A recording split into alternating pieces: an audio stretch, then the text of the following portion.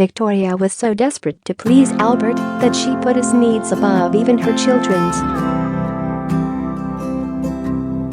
Albert resented having less power than his royal wife and complained to a friend that he was only the husband and not the master in the house.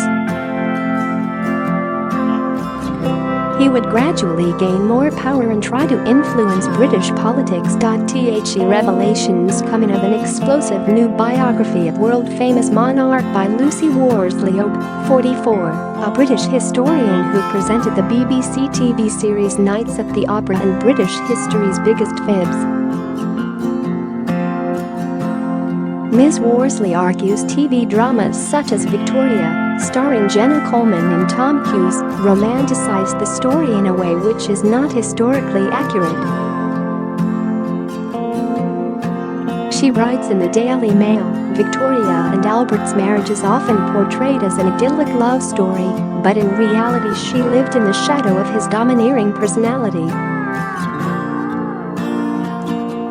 He encouraged her to believe that she was weak, inadequate and unable to cope without him. The monarch, who ruled during the height of the British Empire from 1837 to 1901, initially conceded her royal responsibilities to Albert when she was pregnant with their first child. He would never release his grip on the new authority he had acquired and convinced Victoria that having more children was her royal duty. Victoria gave birth to 9 children in total, which kept her in a position of dependency to Albert, who treated her like a child. Before their marriage, his letters began "Beloved Victoria," but afterwards, he addressed her as "Dear child" or "Dear good, little one." He could also be abusively cruel, and once told Victoria she had starved their daughter Vicky. Albert said, "If she dies you will have it on your conscience."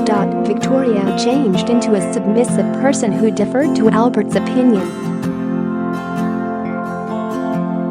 When she was younger, courtiers had noted how independent and strong-willed she was, but when Florence Nightingale met the Queen 16 years after her marriage to Albert, she called Victoria the least self-reliant person I have ever known.